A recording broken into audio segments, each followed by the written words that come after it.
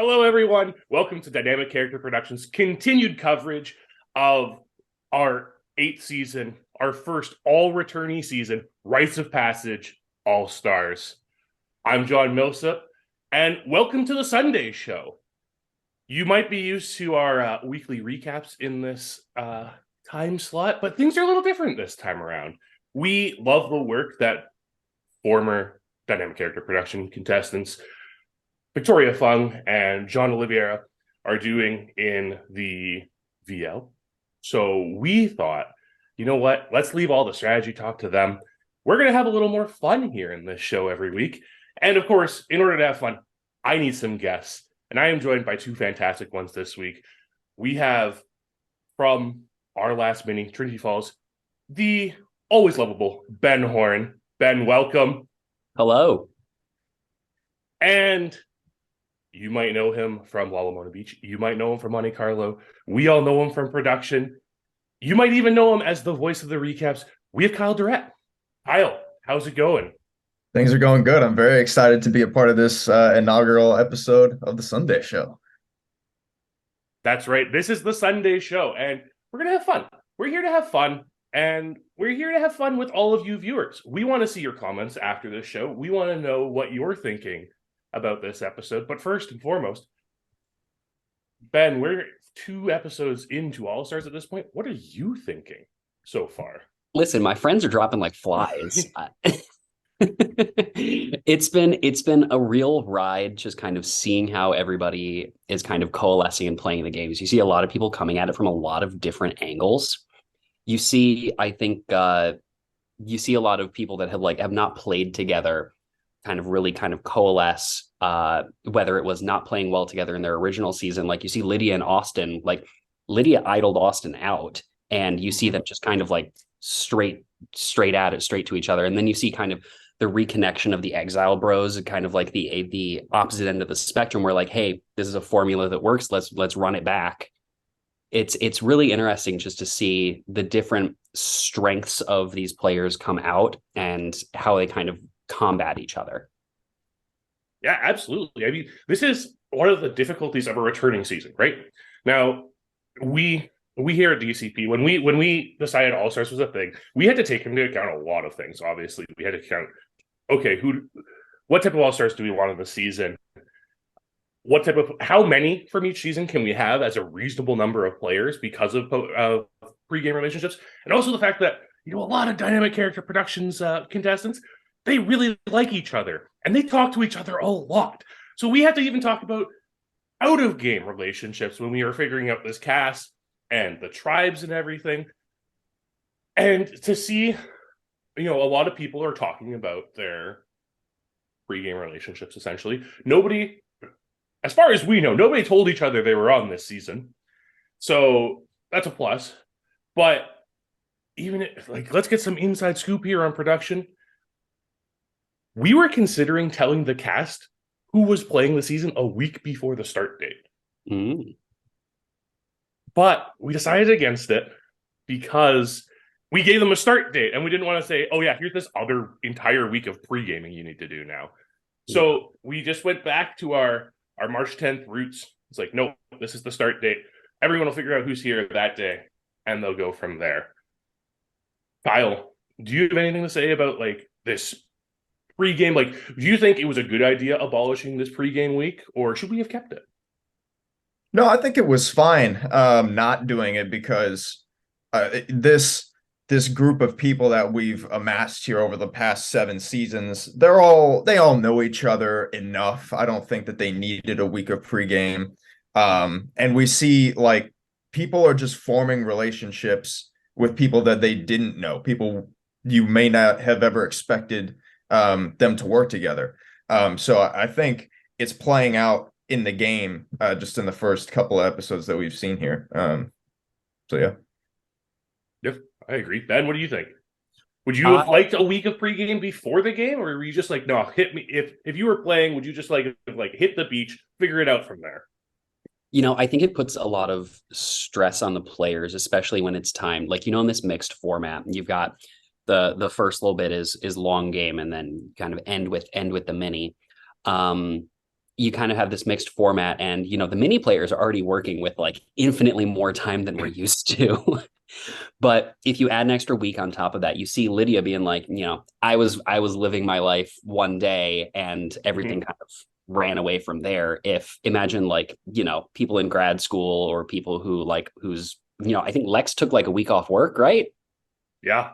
Like that's right. Lex took an entire week off work to dedicate himself to this game. Lex took time, but if Lex misses pregame, is all of that for naught? Yeah, that's a great point. And I think that's also kind of part of the reason why we decided to kind of abolish that pregame section and just like let them go from the get-go. And let's be real, things started pretty fast because the cast gets introduced. And usually in our long game formats, we introduce the cast to each other, we give them some time, as a marooning, get to know everyone. But said we're going straight into a challenge. And of course, this is All Stars. So there has to be a twist. It's for individual immunity. One member from each tribe is going to win it, protect themselves, because both tribes are going to tribal council. So the game's starting at 100 miles an hour. Mini players totally used to this. Long game players are like, oh, this is getting fast. And let's just talk about that hybrid format for a minute. We're probably going to talk about it a lot throughout this series because it's going to be mentioned. But Ben, have you played a long game before, or are you only a mini player? I have not. I have only played minis. Okay. I started with long games. I moved on to I played a mini at one point. Kyle, I know you've played both because we've seen you play both. It's a wild animal. Both of them are wild animals in their own accords. Long games, it's just constant communication. People are always talking to you. It's stressful on a different level. Whereas a mini, you're just thought, and you're stressed because like I feel like there's almost more. You almost find yourself second guessing more in a mini because you have to make decisions so quickly. Whereas you get more paranoid in a long game because you have so much time to let thoughts fester. So because we were pulling players from both long games and minis, we really wanted to come up with a format that kind of captured that. And of course, we can't really speak to all of it until we do get to that last 2 mini days later on in the season. But we felt this was the best compromise. You start with a long day. It gives people time to think things through, get to know each other. And then once they get to know each other, once they know how each other are operating, throw them in that mini format and run with it. How do you think you would have fared, Ben? I think I am a victim of underthinking in the moment and overthinking in the long term. So you see a lot of my like Trinity Falls, like the latter portion of my game was like, oh my God, what do I do? What do I do? What do I do? But like when I had a moment to think, like when OG Kirka was winning challenges, like we were all set, like we were locking down these relationships, everything was going okay. And then, you get swapped to somewhere where you don't know anybody and you're like, oh my gosh, I have no room to function. So I think the long game, especially starting out, gives people a little bit more wiggle room. And you see that with a lot of like people forming these relationships with people they've never met. You see a lot of like, you get like the Lydia and Austin of it all, but you also get, Simmons making this alliance with Maddie, Brittley, and Danny. And, that's just kind of out of nowhere. And it's something where you can make of it what you will. You're not just kind of like locked in. You're like, all right, this is my OG tribe. Let's ride. Yeah, absolutely. Kyle, having played both formats, which do you prefer? How do you think, like, if you were thrown into this hybrid format, do you think you would excel more at the long game or the mini? Well, I did better in the mini, so let's say I do better at that part. But I love that we're starting out with the long game portion first, because that's more important, I think, to have that time at the beginning of the game to really make these strong relationships so that when you get to the mini portion, not that it would be easier, but just you're a little bit more set up, or at least you have the chance to set yourself up more. So whoever makes it to that mini portion, everything that happens in this first week of the game, I mean, you're going to see that all come out, and whoever set themselves up better is probably going to win, I also think in terms of like the setup portion of that, the mini portion at the end game makes it a lot easier for people to make like really dramatic moves and not give the competition enough time to kind of like recover before you get into the next round. So theoretically, if people wanted to make massive moves, they could do that with probably a little bit more impunity than they could in a long game. That's a good point. That's a really good point, because there's less reaction time. You don't have enough time for people to figure out exactly how things shuck out. So it's very possible that in a long game, we see safer moves happen. And that's kind of what we see in this first couple pair of episodes too, right? We see safer moves where there's a distinguishable majority on both tribes that stick to their numbers and vote for a particular person. So let's dive into this first episode first. So we kick it off with our lovely host, Alex Trias' introduction, breaking down the history of dynamic character productions. And wow, what an intro. Alex kills it here. So much stuff. I mean, it's fun, you know. There are little tidbits. I love being the guy who's there for a betrayal. You know what? I feel that. But it's a great way to start us off and introduce us to this entire cast afterwards, seeing them go at it. And we do have a lot of pre-sister relationships. The only person on this season who doesn't have a single member of their cast there is Ashley. But as we hear, like, Ashley knows people in this game already, right? Knows Corey outside of this, went to Karen's wedding. Like, there are still connections within these people, even if they don't have a very obvious one, like, say, the 4 members of Trinity Falls who are on this season, or the 4 people from Exile Island. There's 5. There's 5 because Mike's there too. Everyone forgets Mike. Well, Mike, to be fair, Mike spent a lot of time in these first couple of rounds saying he wasn't on Trinity Falls because he was voted out first. You know, I thought that was a really interesting point, because you see a lot of these like first votes. You see all of these like blocks of people that know each other and kind of like they're all doing like the, what are we doing? Yes. And then I got a lot of like season 43 mergatory vibes, because you see all of these opposing sides and then they're looking for somebody to give permission to vote out one of their allies. Yeah. And like Mike Gabler goes like, yeah, sure, go for Ellie. And everyone's lumping in Mike Rick with the Trinity Falls people. He goes, I don't care. Yeah, it's really interesting. I mean, Kyle, you were a close ally of Mike's in Monte Carlo.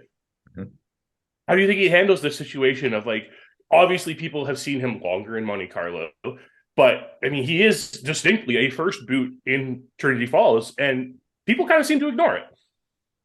Yeah, I mean, sometimes I forget Mike was on Trinity Falls. You know, I like the way he's playing in these first couple episodes. I think this is what he wanted to do in Trinity Falls, but just didn't get the chance to, where he's trying to lay lower. He's really not trying to force the action at all, and trying to get himself just into a majority, not in front, you know, not behind, somewhere just in the middle where he can coast, for lack of a better word. I think that's what he would say he's trying to do here. So I love how he's playing. Yeah, I mean, I think Mike's game really benefits a long game more than a mini, like, because he does view himself as someone who is, you know, outspoken, can be a leader type of, in a way, can be kind of a leader when it comes to votes and stuff. So I think with a mini, you have to kind of have that going in and you have to push for it. But in a long game, you get that opportunity to sit back, which I think Mike is taking advantage of here in these first 2 rounds.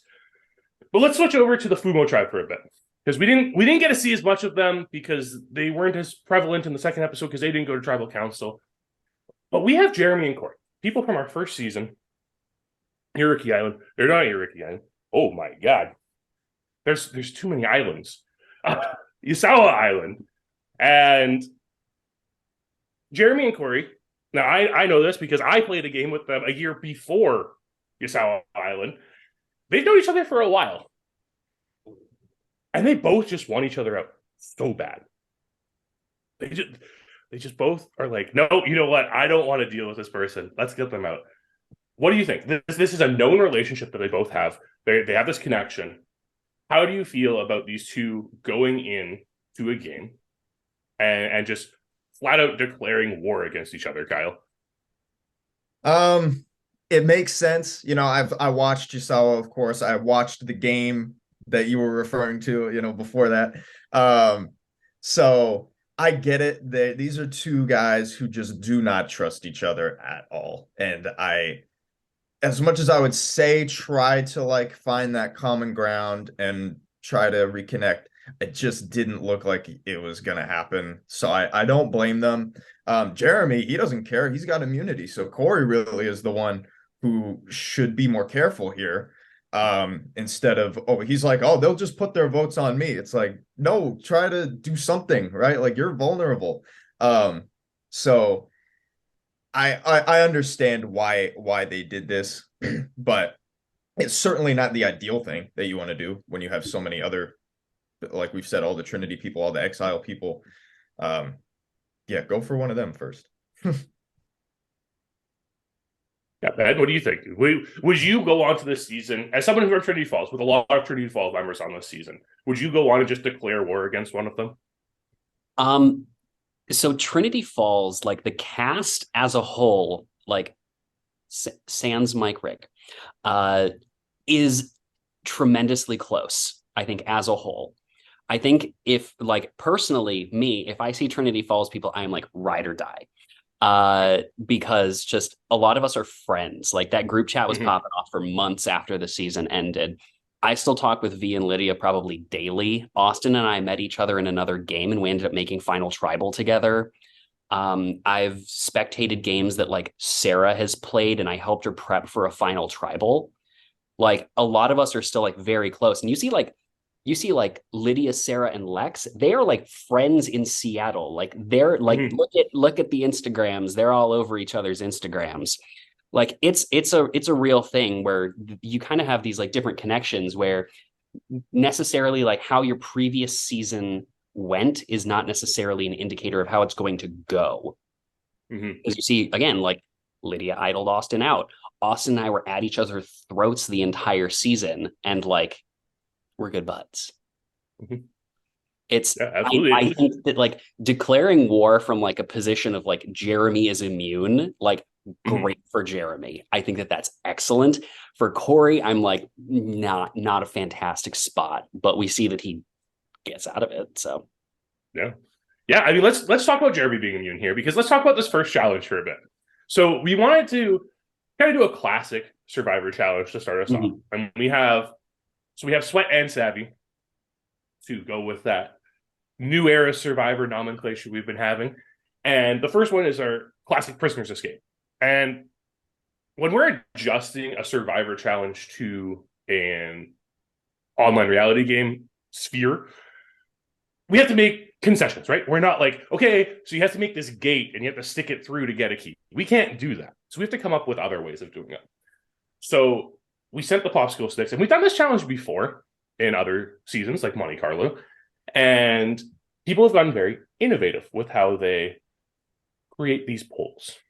We see McKenna Inglis took the entire spool of twine that she was given and just wrapped it constantly around the popsicle sticks to make a very sturdy stick to grab a cup. And of course, we have Mike Reick, who made a fishing pole and just tied the twine to a single popsicle stick to use that to hook the cup and bring it in. Well, we weren't going to let that fly this time. We had to be a little more clever about it.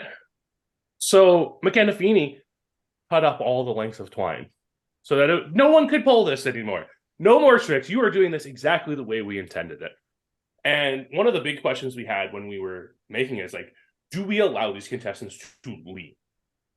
Because we see that like it kind of gives some contestants an advantage. Obviously, Karen talks about how long her arms are, and they help her out in this challenge. And we said, you know what? On Survivor, you're leaning through this cage. You are pushing your body through this hole as much as possible. So we said, as long as they don't put a hand down to support themselves, and they're just like leaning their body forward, we're going to let it slide. Because that's kind of the nature of this challenge. And yeah, it did benefit some people. It benefited Karen because she has crazy long arms, apparently. which I mean is also just like this confessional highlight of this episode, in my opinion. Kara's just so funny in that confessional. And then we go on to the second part of the challenge, which is the savvy part, where they are given a puzzle. And so this is just a count the squares type of puzzle. But there's a drop shadow on it. And McKenna and Carrie, as they were collecting this puzzle together, were a little worried that someone might confuse this drop shadow as additional squares. And that's what happened, because Sarah confused them for additional squares. But we see the way that this challenge is handled, and everyone kind of seemed to get to the same point where it's like, okay, let's figure out how much I think it is, and then we can guess. And one thing we didn't show in the edit is every time you guess, you had a time penalty before you could guess again. Because otherwise we would just get people being like, okay, it's 38. No, it's 39. It's 40.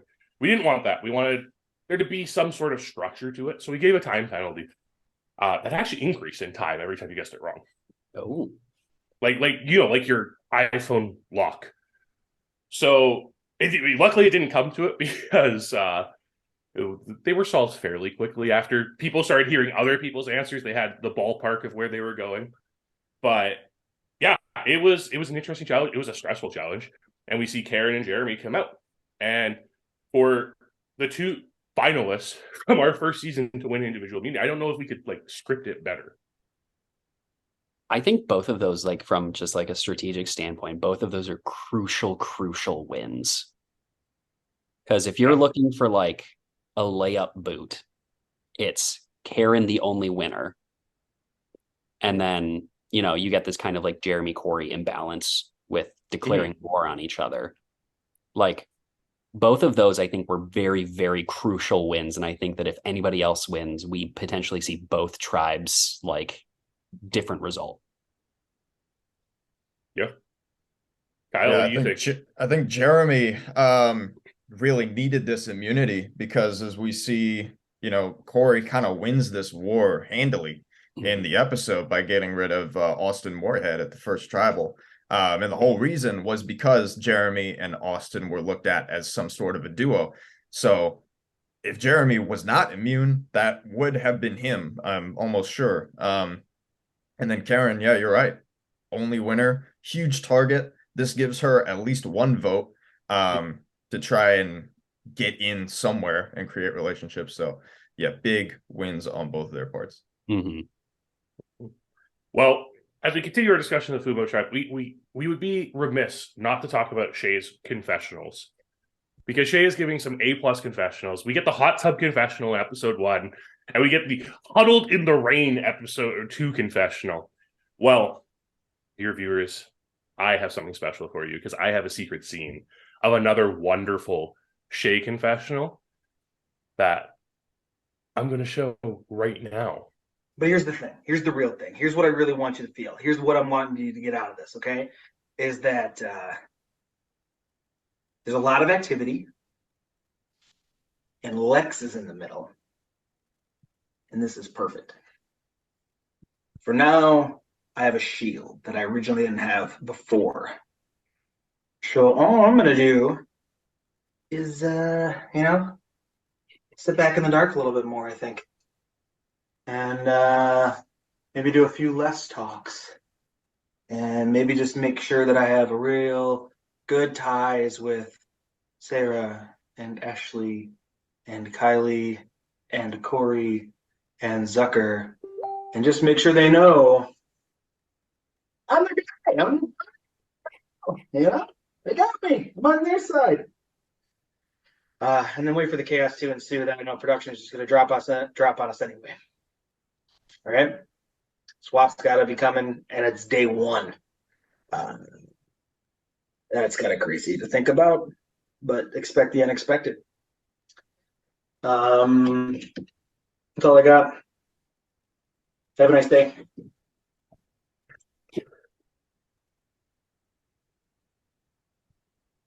So there we have it. A secret scene of Shea giving us his bathroom confessional. Amazing. Yeah, it's just such a great character. I mean, we were robbed of him in Monte Carlo, if I do say so. But I'm so glad he came back for this because he is such a character and he's a pretty social guy and positioning himself quite well on this Fumo tribe. We see him even talking about it here. We see that connection between Shea and Lex, but looks like Shea's thinking about it a little more. What do you make of that, Kyle? I think that that's great for him. I played with Shea twice. And in the first couple of days of Monte Carlo, he was in such a good spot. He was set, and it looks like he's doing the same thing here again. He's right. He has a shield. Sounds like he kind of wants to work with Lex, at least for the time being, but he's got him in front of him. So this is a great spot for him to be in. Yeah, well, speaking of Lex, we can't not talk about Lex's murder board. I loved it. I loved it. It was amazing.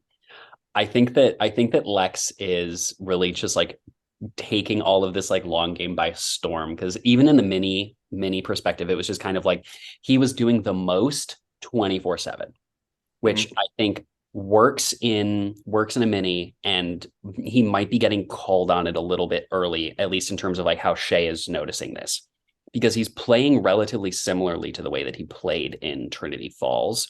And I think like the murder board, all of that is excellent, because like if Lex is able to like piece together who knows what, who's like where all the connections are, because I think he's really the only one that's like visualizing all of these connections, at least like that we see in the edit, that he's like strictly going like, these are the people that have played together. This is how they did all of this stuff.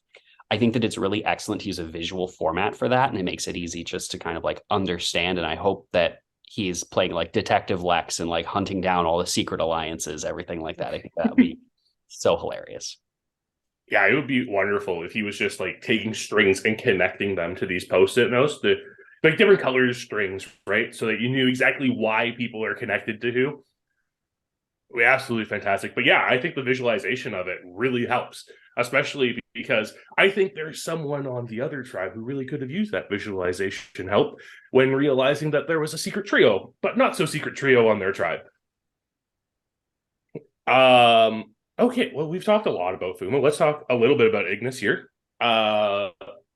We have this connection between Mike, and like this is how far deep some of the connections go when we get to this All-Stars cast. Mike and Simmons are talking, and Mike talks about how Simmons picked him in the Monte Carlo fantasy draft. Mm-hmm. And you see Mike using that just to create a bond. Like, I knew we could work together, and like we have that too. So we can work together because of it. And I think if you look at this Ignis tribe, you see Mike and Simmons as the type of people who would kind of gravitate towards each other, both from Pennsylvania, both like sports and everything like that. Like you can see why they would gravitate towards each other, but to have this other like little asterisk connection on top of that, it seems like a natural connection. But even throughout the episode, we don't see the two of them really talking all that much. Simmons, I think, is playing heads and shoulders above the rest of his tribe. You see he's in an alliance with pretty much everybody except for Austin, Lydia, Karen. And they're all different. So he is at kind of the nexus of the entire tribe, and he's the one kind of like pulling in people, creating majorities. He's got his fingers in like every cookie jar, because he's got this one-on-one connection with Mike, who like theoretically was the swing vote between like the Andrew, Karen, Lydia, Austin contingent. But you see, he was never really in contention because of that connection with Simmons. You see that 4 that Simmons talked about. And I think he started off doing a really good job of just saying like, hey, let's just agree that it's none of us. Like the way that he communicates, I think, is incredibly effective for first rounds of games, because he's saying like, here's this connection we have, like let's just ride that out a little bit, let's explore it. You're not making promises, you're just saying like, hey, short term, let's all agree that we're safe, and these kind of like foster over time. It's something that I try to do a lot, like in my game. Like you see, I was on that swap tribe with John, and we were like, hey, let's just not vote for each other like while we're on this tribe. Like the little short-term deals, just kind of try and foster that into the long term.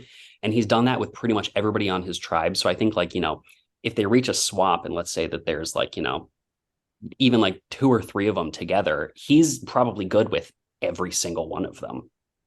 Mm-hmm. Yeah, I agree. I think we're really seeing his long game experience come into play here, right? Like he played 39 days of a long game, and he is demonstrating it here.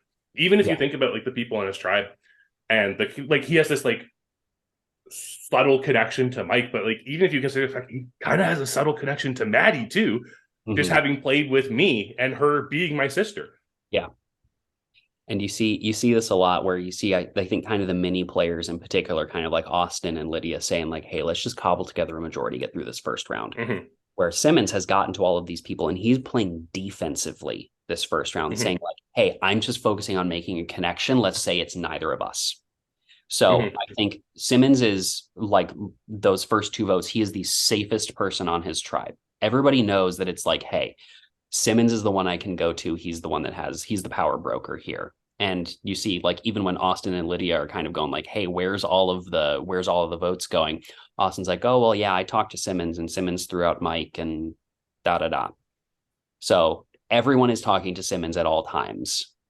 And he's doing a really good job at kind of like information brokering and making sure that these teams kind of like stay separate, but also that he's in the center of all of it. So if he can avoid getting caught, he's very, very well set. Yeah, well, I mean, let's speak of information brokering here for a sec. Kyle, I want you to talk about this conversation between Danny and Lydia, where Danny's like, hey, will you vote Austin? And Lydia rebuttals with, how about you vote Maddie? And then they settle on Mike's name, because I know how much you love Mike. So let's talk about that conversation here. Yeah, well, I guess that's the you see the trap of playing that game that Mike is trying to play, is that your name can easily get thrown out there because you're not well connected enough to any one person. And it was a decoy, sort of plan between the 2 of them, a bit of an awkward trying to come to a conclusion. But that would be a thing that would worry me, is being the name that the 2 sides are talking about. Because like, what if they did come to a conclusion? What if Lydia and Danny were like, you know what, our names are out there, let's just vote Mike? So a bit of a concern potentially going forward for him, but it works out for the first 2 episodes at least. Yeah. Well, we also have I mean, let's get to Tribal Council. We have so much to cover. We have another whole episode to cover, so let's keep moving along here. We've seen Fumo kind of came together with this like group of 7 super majority that Corey wanted to build, which concerns me. Super majorities. I'm not a fan of super majorities. I like smaller majorities. But you also need a super majority to kind of like focus the vote a little. But I was concerned that we didn't see Corey working on say 5 inside the 7 that was like still a majority on the tribe, but also like a majority within his majority. But that's me being a cautious player. We saw how I did it in Exile Island. That's exactly how I tried to do it. And well, I mean, that didn't really work out for me. So I guess I shouldn't be talking. But we get to this first Fumo Tribal Council, and it seems everyone has decided, you know what, Austin M, I'm sorry. Like, you just didn't talk to any of us. Like, you didn't talk game to any of us. So Jeremy didn't either, but he's immune. So I guess it's you. And then we have Austin light up. Austin, as they go off to vote, just lays into the entire tribe being, what the hell are you talking about? Ben, what's your reaction to this type of outburst at Tribal Council? I frankly am a fan. I think that if you're going, say your piece. I think that like everyone's entitled to that. And if the default is you go anyways, maybe you can blow something up on the way out. I think that that's something that's completely fine. And at the very least, you can kind of try and fracture that super majority or whatever it is. And we see that, frankly, that probably works a little bit in Austin's favor, being swapped to the other tribe. because now he can go to his new tribe and connect with the Exile Bros and all of their new majorities and say, like, scorched earth against my old tribe. They all voted for me unanimously, super majority, like, don't care, get them out. I think that sets him up well, and also just like blowing stuff up on the way out. As a viewer, I love it. Yeah. Kyle, how about you? Yes, entertainment, loved it. If in his mind he thinks he's going home, right? So in his mind he has nothing to lose. The real problem was how he got into that situation to begin with. Because look, I know Austin, I'm friends with Austin, love him, but it's really surprised me that he didn't see that he could have been in trouble here, because he has played a mini and a long game. So he's had arguably as much experience as anybody on this cast. And he didn't recognize that he wasn't really doing much of anything for the first couple of days. Now, granted, if Jeremy didn't win immunity, he probably would have been the target here. But even still, as Jeremy says, why was it the two of us, who were targeted? And it's like, yeah, well, why was it the two of you? Like, there was a lot of options on that tribe. The speech at the end, though, loved it. And you're right, now he's got so many options going to the other tribe. Never any doubt that he is going to be all in with Ignis because of what happened at that tribal council. He had been being closely aligned with Austin in one of the aforementioned games. I love seeing this from him, because there were times in Exile Island where I felt he was being kind of a bit passive with his gameplay. And to see him riled up here, like, it gives me so much hope for what he can do in this game. And I think he benefits so much from what this twist ends up being, because it's just a wake-up call for him. Like, hey, you've played both of these games. You weren't the most aggressive player. You were a bit passive. But here, this is All-Stars. We're calling you out on it. Here's what you need to do to keep going. I think, like, this tribe honestly might have created a monster in him. And then we head over. Sorry. Yes, Ben. That might bite him in a swap or something like that if he is like down in the numbers, because they might just be his OG tribe might just be like, yeah, let's get him again. Yeah, so that's very true. If he's ever down in the numbers, I think he is an easy boot, but it gets interesting if he doesn't get to that point. Like, if he survives a swap, if he hits merge, I think that he's set up pretty well with his new people. Or if he wants to go on an apology tour, he's got connections on both tribes now. Yeah, absolutely. And we'll switch over to the Ignis tribe here. Before we get to tribal council, we do have Austin finding an advantage. People were worried that Lydia would be finding an advantage, but Austin's the one who finds it. He follows this hotline, and let me tell you, we set up this hotline. Production member Carrie Underwood found out, hey, you can get these Google phone numbers. You can sign up for a Google phone number, and we can set voicemails on them. So everyone on production set one up, except for me, because I'm in Canada, and they don't let you do that in Canada. So it's okay. We found a solution, but I still get a voicemail. It's fine.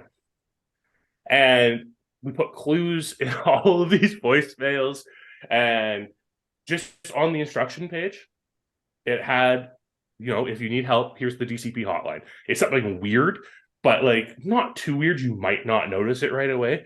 Austin does pick up on it. Lydia picks up on it. The two of them talk about it. Austin goes, follows the directions, writes down everything. There's a lot. Were there, what, Kyle, 12 numbers? Yes, I believe so. Right? And so there's a lot of phone calls to be made, following information. Eventually he gets a legacy advantage. So it's not going to help him at this first tribal council, unfortunately. It can only be used at 11 and 6. But, like, still finds an advantage. Still a pretty great accomplishment, especially in All-Star season, where, quite frankly, we kind of dialed up our advantage clues in this one. We made it a little harder. I was like, that was not as complex as Trinity Falls. Trinity Falls, I remember there was a challenge where McKenna and Alex changed their names to Message Us. And you did, you got a clue. And that was it. No phones, no nothing. But, like, I'm a fan of Austin. I love that he did that. I'm happy that he didn't need to bequeath it after being fake voted out. I think that would have been honestly arguably more hilarious because he would have gotten it back. Yeah. Yeah. Yeah, you're 100% right. So we get to this vote, and it does land on Austin with Karen and Lydia voting with Austin against Danny. And then we get this twist. And neither Austins are voted out. They're just voted to the other tribe. Ben, what do you think of this? The most hilarious outcome was an Austin swap. Yes. Personally, love it. Fantastic. Great. It sets both of them up significantly better than they were on their original tribes. Mm-hmm. Like you have these kind of like meticulously created tribes that don't have too many connections on any of them. And then you put Austin in a firm trio and then Austin in a firm trio, because you see you've got Austin, Garsow, or Sarah and Lex. They didn't even play the same season together. They were 3 of 5 on an original starting tribe. Mm-hmm. So like, if you look at that, you got the nexus of power over there surrounded by kind of like Lex, who's in charge. And then you've got Austin Moorhead going over and joining kind of the Simmons brigade, who's in charge. So both of them are kind of like very set up and very intent on saying like scorched earth against the other team. So it kind of disincentivizes their new tribes from voting them out because they're like, all right, well, yeah, they're with us. They've already been burned by the other people. Mm-hmm. And Kyle, from a production standpoint, like what's the philosophy behind this type of twist to kick off All-Stars? Well, a couple of things. I know all 3 of us are fans of International Survivor, a great twist that we've seen plenty of times over there. But I also think that this is a good alternative to that week-long pregame we were talking about, right? Mm-hmm. So it gives people a day or two to get those connections. Everybody has to reveal some of their cards a little bit, right? We have a vote. Everybody reveals something about where they're at. So I think without the week-long thing, this was a good way to give people a chance, right, in the game. And now, like, Austin Garsow, he is in a good spot on that tribe, but Danny knows that he was coming for him, right? So everybody, I think, is benefited or not from this twist. Yeah. Mm-hmm.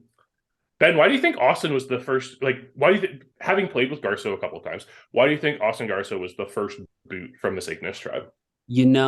I think it was the fact that one, Karen was immune, so there wasn't kind of that obvious like let's coalesce around the former winner and just deal with it there, because he wouldn't have had anybody like if Jeremy wanted to work with Karen, they're on separate tribes, whatever.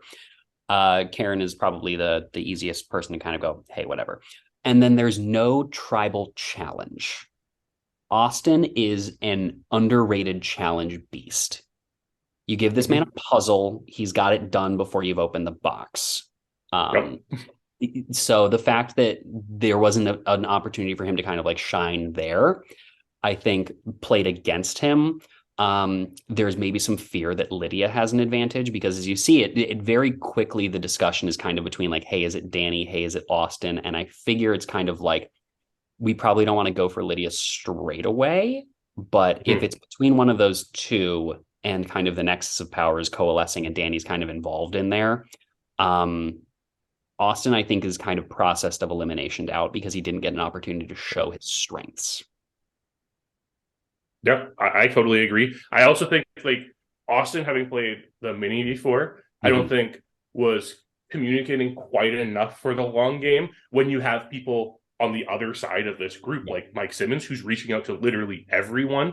Like, and I think it's one of the adjustments you have to make to a long game is you have to realize you got to talk to you're talking to everyone and you're probably on Zoom calls till like 4 o'clock in the morning. Yeah, so Lydia and Austin have played like long games before. Lydia is like a very proficient org player. She has played a lot of long games before. Austin has played one that I'm aware of, and he ended up doing like pretty okay, made it about halfway, big moves, that sort of stuff. But also like similar sort of deal where he might have been in that kind of mini philosophy where it's kind of like cobble together a majority, skimp by, but also if everybody else is talking with everybody else and you're only talking to half the people, kind of that. but I think that he's got kind of a kick in the butt, and now he's set up where he has a little bit of a head start, and I think that he's set up pretty well on his new tribe. Yeah, I agree. I think it's really interesting that we, like, with both these Austins going, being voted out in this first tribal council, I think they're kind of like opposite reactions as to why. Whereas like Austin Garsow was kind of more like, you know, get that majority and everything, and like very game focused, where a lot of the complaints about Austin Moorhead was his conversations were so superficial, like they were just like personal conversations, like they weren't game conversations, and that was a problem. And it's really interesting to see how two different tribes can think completely differently and react completely differently to that in an all-returnee season. Mm-hmm. I think that sets up kind of the conversations going forward, because both of them kind of like know what they need to do, and of that little bit of leeway on this new tribe. They're not in as much of a hostile environment right off the bat. Mm-hmm. So let's get into the second episode where we reveal this twist to the contestants.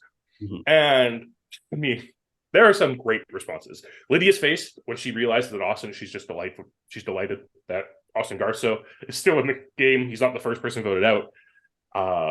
But Kyle, talk to me about Simmons's facial reaction, and not just to seeing that Austin Moorhead's still in the game, but seeing that he's now on his tribe.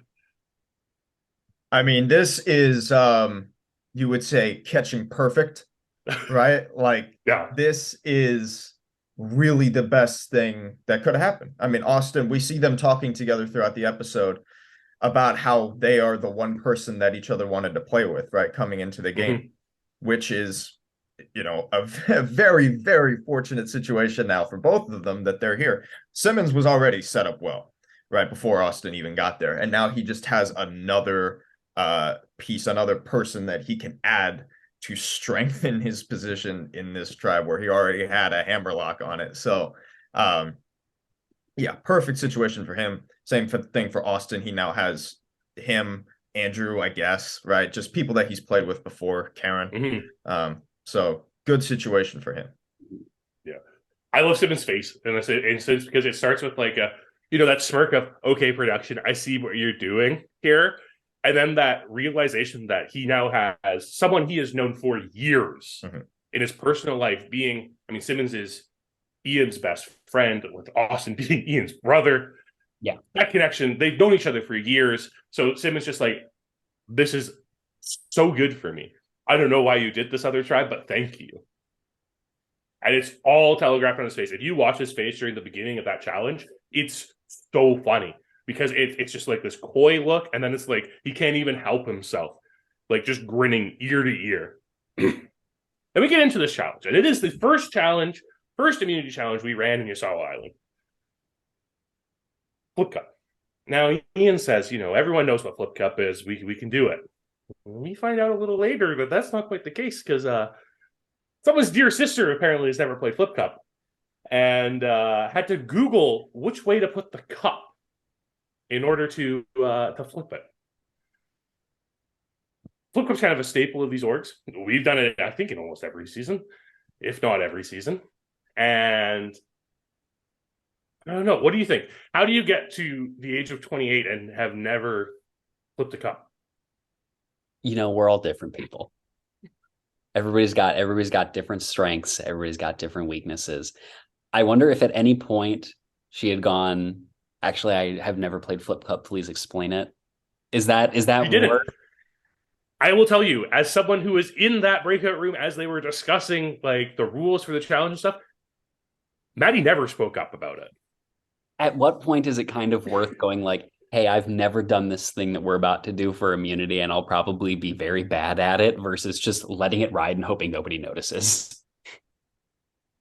It's a tough call, right? Especially in this one where teams are randomly removing people based on choosing an image, most of which were captured by McKenna Feeney.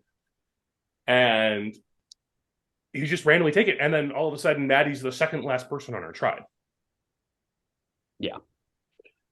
And this is one of those things where, like, if you are strong in this challenge, this gets progressively easier the less people you have on your team because there's less of a delay. We see this with Karen, where Karen just starts destroying everybody when she's the last person there. And we see like kind of the opposite, where it's like, all right, well, Maddie's there, it's taking a little bit more time. Plus there's that delay in between people.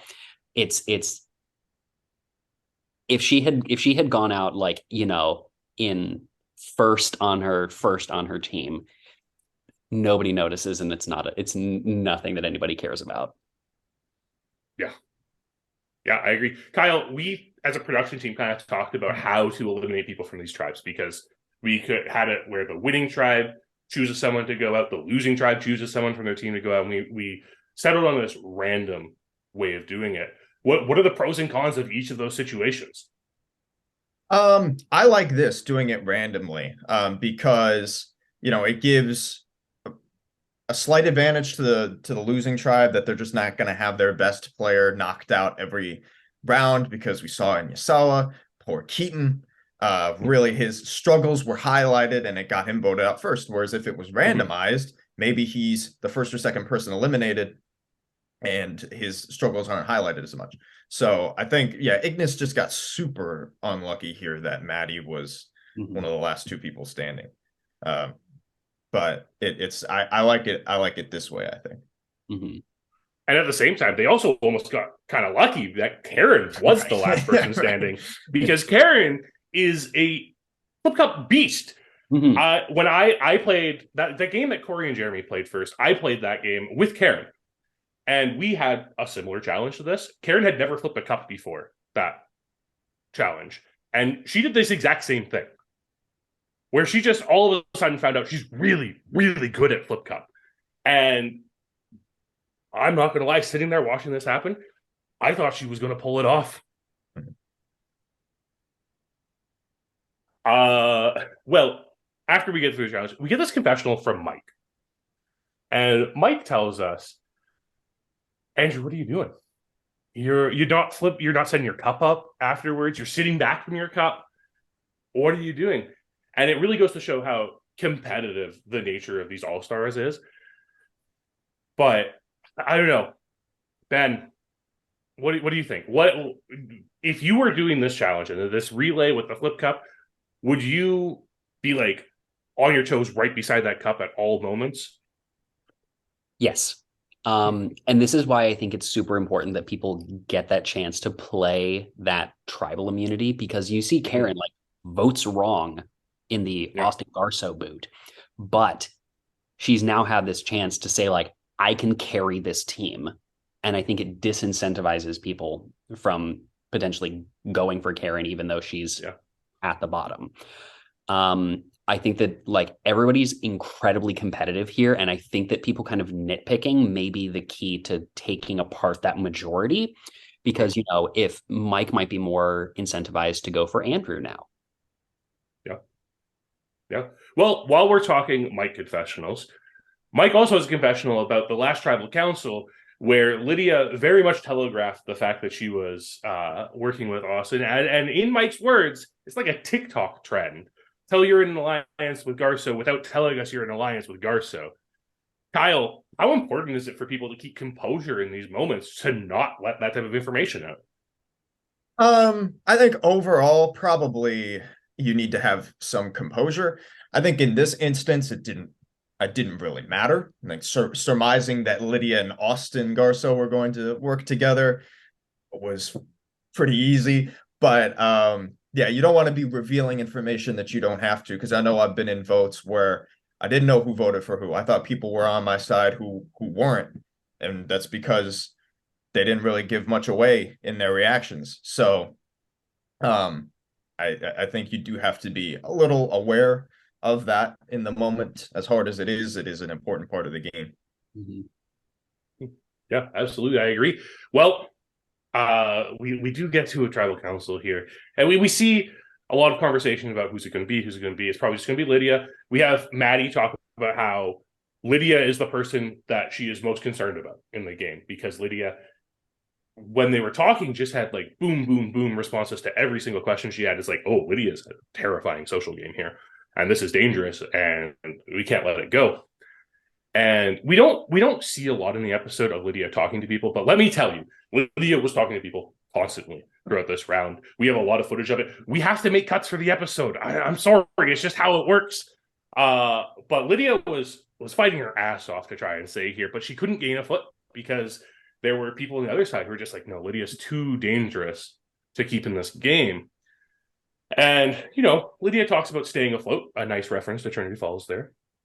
But we get to tribal council, and the vote comes out, and Lydia, after being voted out, goes on this beautiful rant about Andrew saying he was going to vote with her twice and lied both times. Maddie and Danny are a duo you have to watch out for. With, I mean, at that moment you have to imagine Simmons, Austin, and Andrew are just like, please don't mention us, because there are 3 of us from the same season here. But Kyle, response to Lydia just laying it out after the vote. Another incredible tribal blow up. We need one of these every episode. Because this is great. Doing it after the vote, I guess it doesn't really matter. Because you're not expecting that there's gonna be another twist for she stays in the game. But yeah, I like it.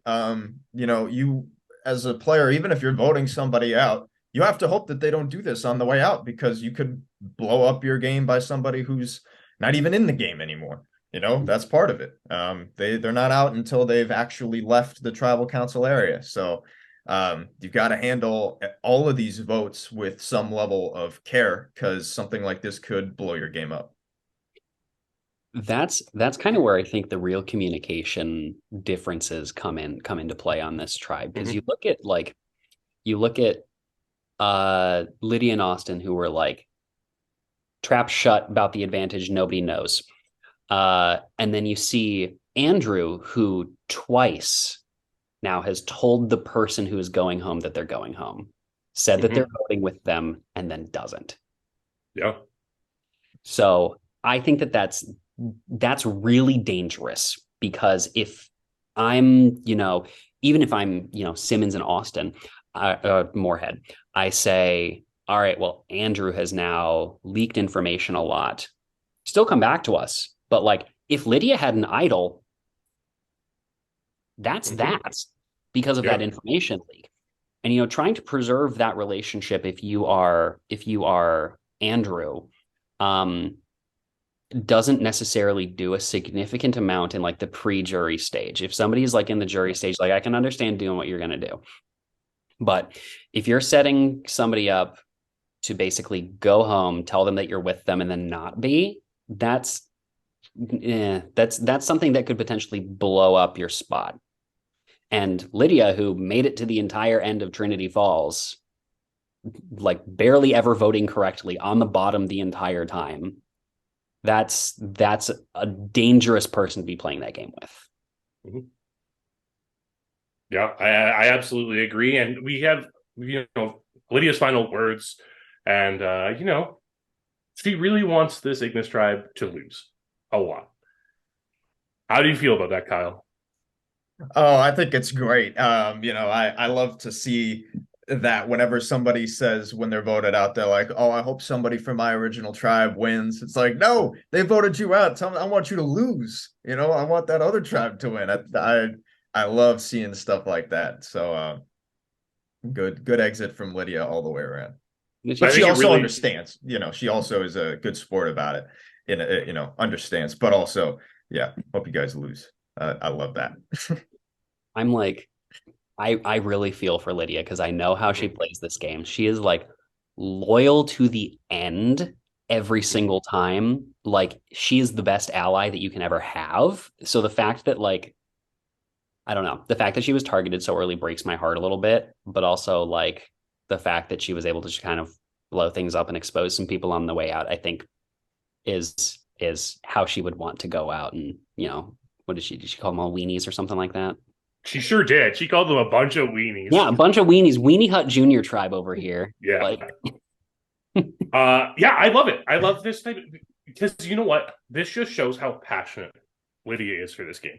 And like we have a lot of all-stars who are incredibly passionate for the game. That's why they're back again and letting us subject them to this like mental torture to again.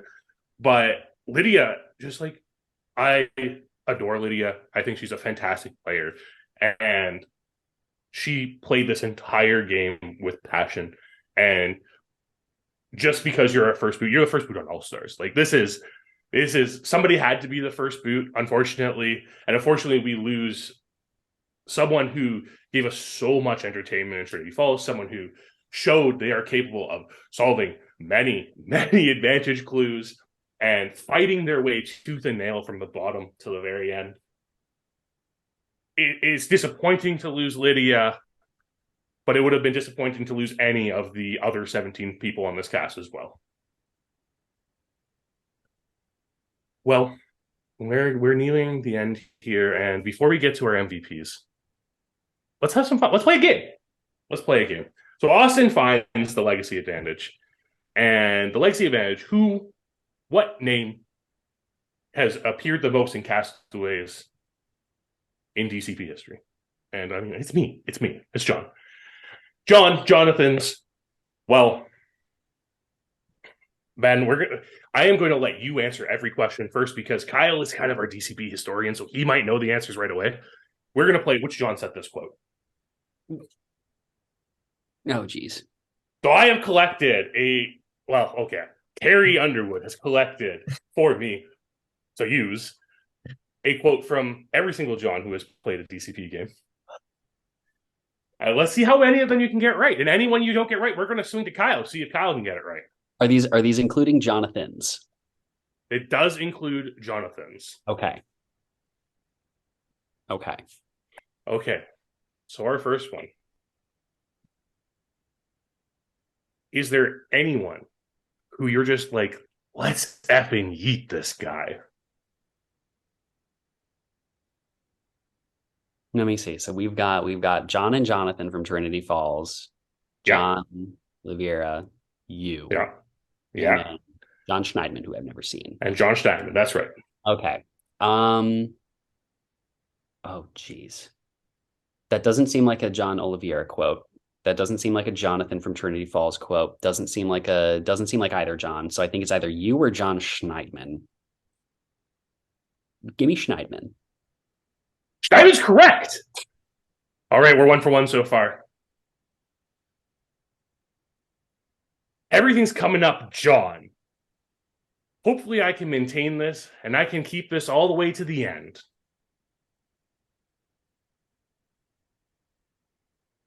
Well, I think both of the Jonathans are probably out because they probably call themselves Jonathan there. So it's either you or our John. I think it's probably John from Trinity Falls. Great, that's incorrect. Kyle, who is making a Simpsons reference here? Well, narrowing it down, I'm going to have to say you. It is me. Everything's coming up, John. Everything's coming up, Millhouse. I believe this was after I found one of the idols. Let's see, what do we have here? I have no interest in a guys alliance, but I would definitely like to make sure it's time for a girl to go. Because if not, that's a little freaky.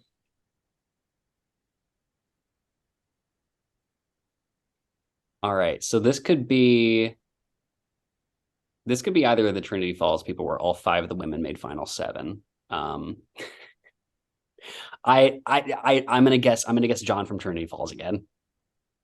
That is correct. It is John Moraldo. All right. Rolling. I was thinking I don't have carpet, so if there's any rolling on tile, that's bad for my spine.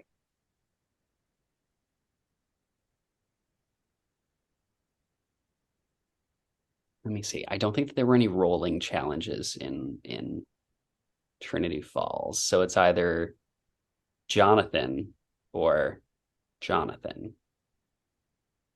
Give me Monte Carlo, Jonathan. This is Jonathan Scott Lamone from your own season. Wait, was there a rolling challenge? Remember the challenge where we gave you one word to describe everything that was done? One of those words was rolling. Oh, that was the worst. I blocked that challenge from my mind. It was not good. And then, so we have another quote here. You might already know the answer. You might not. Maybe it's throwing it off. Oh, Maybe you said in the chat that the rolling was my task. There you go. Oopsies. So, I mean, logic dictates this should be a certain Jonathan, but maybe we were trying to throw you off. I don't even know what 100. Oh, they all have that guy's face on them. This is a hate crime against Canadians. That's John Olivier. Yeah, that is Jonathan Olivier. That's I can hear it in his voice. Oh yeah, absolutely. It reads like a quote from his. Also, 2 of our 5 Johns are Canadian. What are the chances? Well, that takes us to the end, but we have one more very special thing to do. We need to do our MVPs. So, for those joining us for the first time on a Sunday show, which is everyone, because this is our first Sunday show, we are carrying on the tradition of our weekly recaps. We're going to do our MVPs. So every week, our 2 lovely guests and myself will pick their MVP, who they thought really stuck out in the episodes. It could be because they think that they are excelling, they're in a good position. Could be maybe they just found them incredibly entertaining. So here we go. Ben, please kick us off. Oh, okay. So I've got a couple of contenders for a couple of different reasons here. I think strategy-wise, Simmons set himself up really well. I think Maddie set herself up really well from kind of that perspective. Like if Simmons gets sniped out or some reason, I think Maddie kind of takes that reign. And I think you want to be like not at the front, but kind of like slightly behind the front in these portions of the game. So I think Maddie is set up super well. On the other side, you've kind of got Lex in charge, but he's been clocked. And I think that that's something that's good. Not good that he's gotten clocked, but he's good that he's kind of like got this element of control.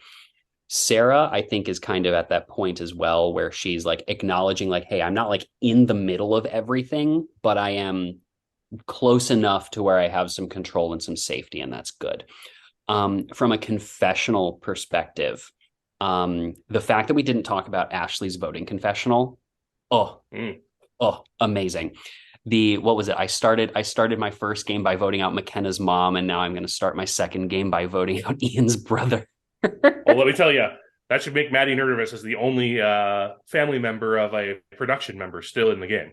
That was stellar. She's up there for me. I do think I'm going to need to give it to Simmons, though. I don't think that's a surprise. I think that just like a masterclass in how to play a first round.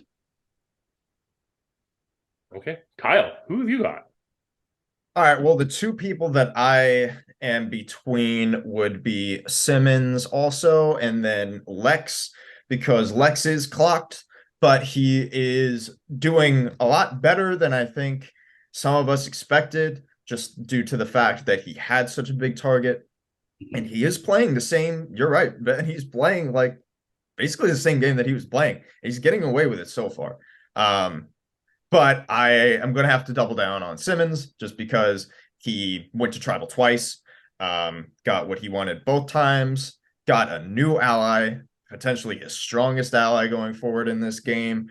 And yeah, his long game experience, I think he's played the most days out of anybody here in a DCP game with the 39. So yeah, he's just playing so well right now. And his setup, he doesn't look like he's going to be in trouble anytime soon, but we'll see.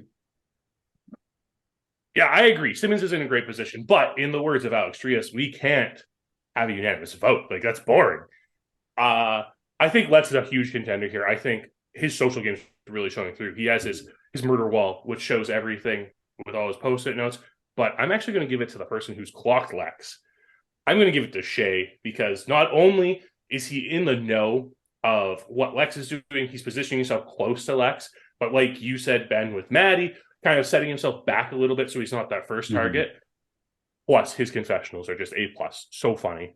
What a character. I have to give this first week's MVP to Shea. So that means after week 1, we have 2 MVP points for Simmons, 1 for Shea. And that's it. Ben, we're sitting here at the end of the episode. I can't ask Kyle this question. Do you have a winner pick for this season based on these first 2 episodes? Jeez. I think we're so far away that like anybody could win. I would love to see somebody from Trinity Falls win. Even Mike counts. Okay. McKenna Mike. One of us. Love to see anybody from Trinity Falls win. Doing my research on this cast, like Zucker and I have the same profession, so I'm always like rooting. Mhm. I'm always rooting for the PAs. I think Simmons is set up super, super well. I like your thoughts on Shea too. I think that that's more likely that Lex might get sniped out of somewhere. Who's my winner pick? I don't know. Garsow. Give me Garsow. Okay. He's the person that I have the most game experience with. I think that I trusted him. I'm living vicariously through Austin Garsow at the moment. Okay. Awesome. Fantastic. Lock in that Garsow winner pick for Ben here. Ben, Kyle, thank you so much for joining me on this week's episode, the inaugural Sunday show for Dynamic Character Productions. And thank you, viewers, for tuning in, listening to us babble about this season. We will be back again next week to talk about the next 2 episodes. Who knows who my guests will be, but I'm sure it'll be someone fun. And make sure you like and subscribe. Really do that. It really helps the channel out. Follow us on Instagram. Join the Facebook group. We talk all the time, especially when a season's going. There is so much chatter going on. You get to talk to both of these lovely people and myself if you do that. So make sure you follow along, and we'll see you on Monday night for our new episode, Thursday night for a new episode. We got those exits on Wednesday and Saturday, and then you have us on Sunday. You have so much content coming out for the next few weeks. Thank you for tuning in. Have a wonderful day.